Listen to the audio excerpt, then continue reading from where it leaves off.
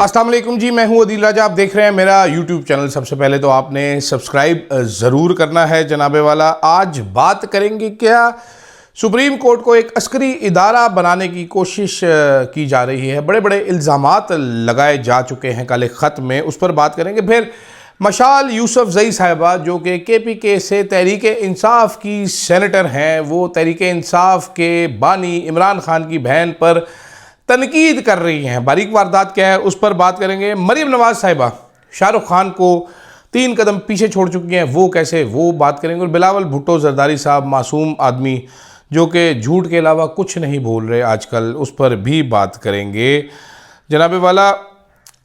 चंद दिन पहले गलबन एक हफ़्ता पहले याह्या अफरीदी साहब ने सुप्रीम कोर्ट के minute of the meeting public किए, जिसमें उन्होंने बताया कि जनाब देखें मैं कितना अच्छा हूँ, मैं हर चीज़ कानून के मुताबिक करता हूँ। वहाँ पर गलती एक कर बैठे, संगीन गलती। एक कमेटी है प्रैक्टिस एंड प्रोसीजर कमेटी, वो पापा कमेटी के नाम से अब जानी जाती है। तो पापा कमेटी में जो फैसला हुआ था, याह्या अफरीदी साहब ने उस पर अमल करना मुनासिब नहीं समझा, जिसकी बुनियाद पर मुस्तफ़ा नवाज़ खोखर ने सुप्रीम कोर्ट में मिसकंडक्ट की एक पटिशन फाइल की है याह्या अफरीदी के खिलाफ। बड़ी ख़तरनाक पटिशन है, अगर ये उठाई जाए तो याह्या अफरीदी का मुस्तकबिल ख़तरे में होगा। अगर कोई इंसाफ करने वाला होता तो याह्या अफरीदी साहब इस टाइम अपना चीफ जस्टिस हाउस से और ऑफिस से सामान पैक कर रहे होते, लेकिन ये पाकिस्तान है।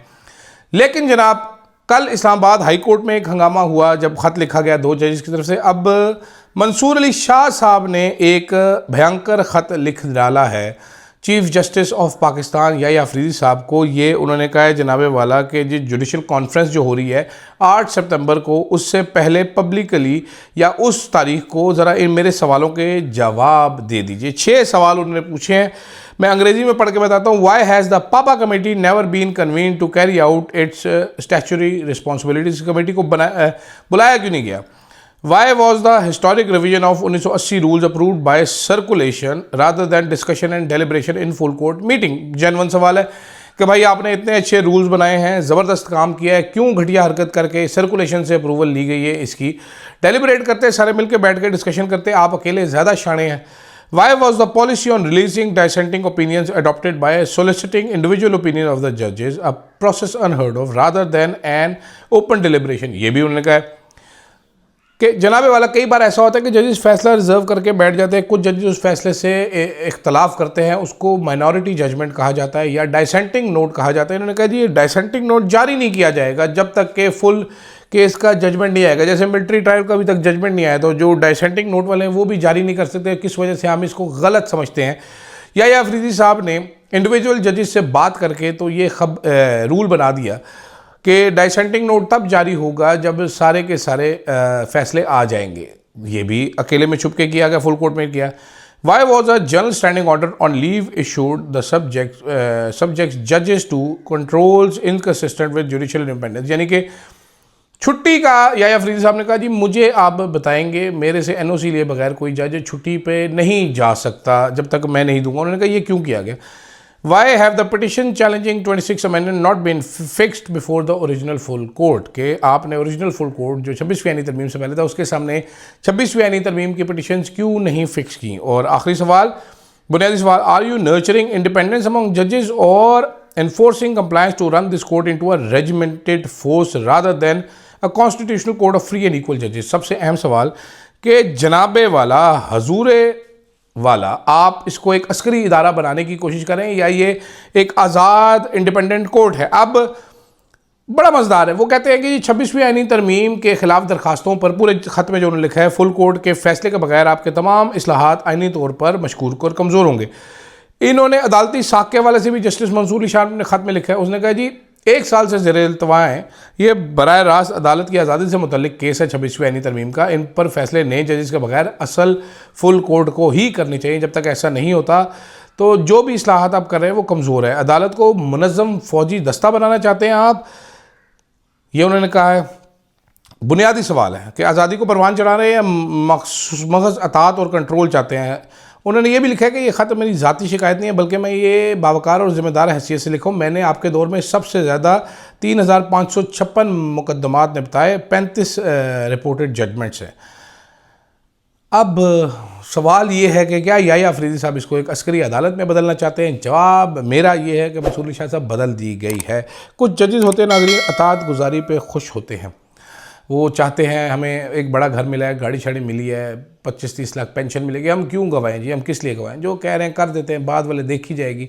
नॉर्मली ऐसे जजेस पाकिस्तान में तादाद में ज़्यादा रहे, खड़े होने वाले जजेस बड़े कम हैं। मंसूर अली शाह साहब की बड़ी गलतियाँ हैं, इन्होंने काफ़ी सारी गेमें वारदातें उस टाइम पे डाली थी जो उनको नहीं डाली चाहिए थी, उनकी सज़ा मिल रही है। मैं बार बार कहता हूँ अथर मिल्ला साहब और मंसूर अली शाह साहब के लिए, जब इन्होंने पंजाब में इलेक्शंस नहीं होने दिए, वो जो फुट नोट था, फुट नोट इन हिस्ट्री, वो मंसूर अली शाह साहब ने लिख के 5-6-4-5 की गंद घोली थी और काजी फईसा के साथ मिलकर बंदयाल साहब के खिलाफ भी साजिशें कर रहे थे उस टाइम पे। तो खैर, दूसरी जानिब मशाल यूसुफजई सेनेटर बनी है इमरान खान के टिकट पे।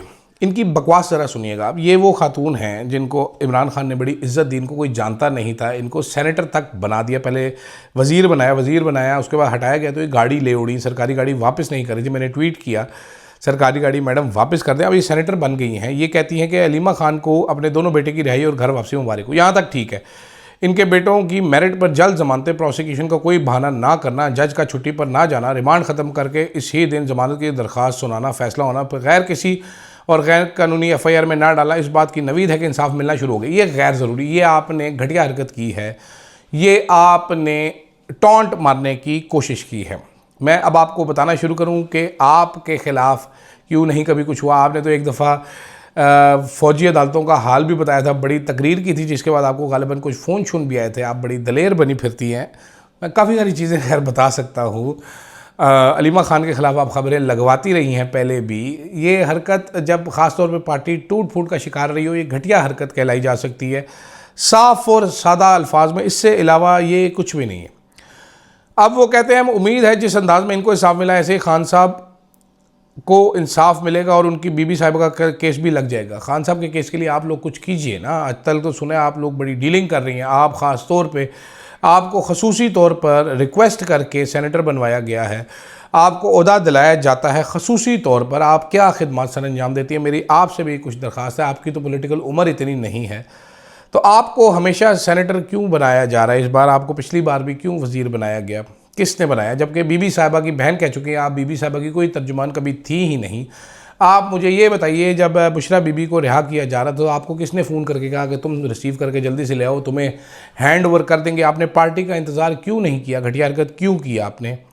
ज़रा सारी चीज़ें मुझे भी समझाइएगा। सवालात बहुत सारे आपसे किए जा सकते हैं। कुछ लोगों की आदत बन गई है तहरीक इंसाफ में हर किसी पर हमला करना। एक दिन आप अडियाला के बाहर खड़ी हो नहीं सकती, आ नहीं सकती यकजहती के लिए, बातें आप बड़ी बड़ी करती हैं। अब आप बुरा मत मनाइएगा, मेरे आपसे चंद सवालात हैं, जवाबात ज़रूर दीजिएगा। मुझे बहुत सारी और चीज़ें पता है, आहिस्ता आहिस्ता आपसे सवालात करता रहूँगा। खैर जनाब, आखिर में जाते जाते मैडम मरियम नवाज़ शरीफ का कल मैंने एक अदाकारी के जौहर देखे। वैसे तो मैडम ने आपको पता है वो इंट्रोड्यूस करा है टेढ़ी उंगलियों वाला वो वेव, टेढ़ी उंगलियों वाला वेव, ऐसे करके। मेरी तो उंगलियां भी इतनी टेढ़ी नहीं होती, वैसे ऐसे करके वो वेव करती है, ऐसे बड़ा ज़बरदस्त वेव है।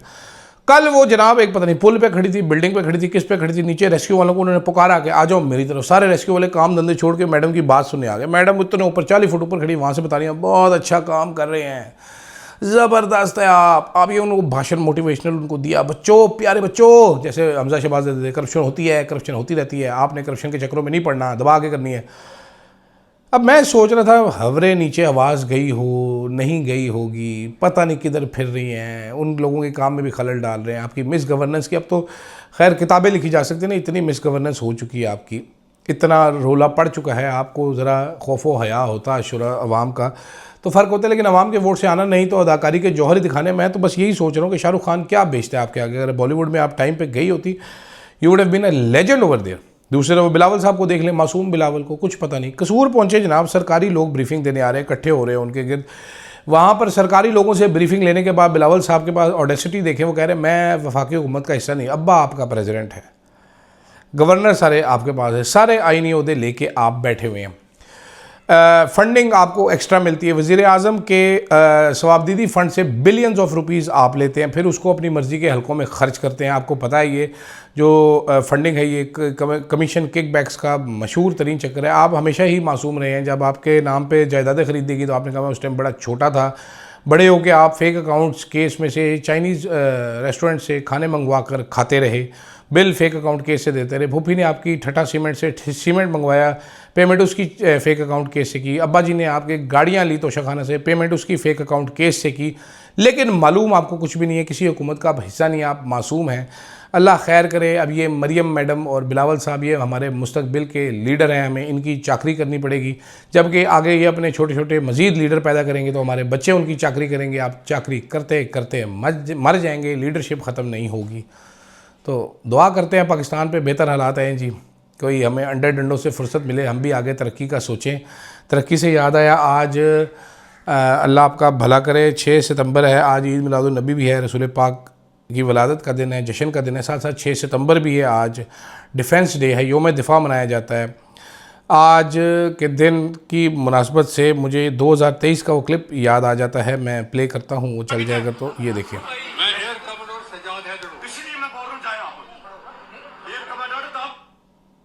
ये एक SHO थे इस्लामाबाद के,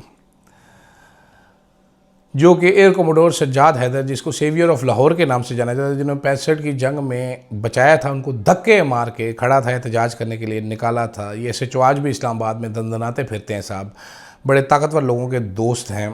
तो पाकिस्तान में हीरोज़ के साथ ऐसा ही किया जाता है।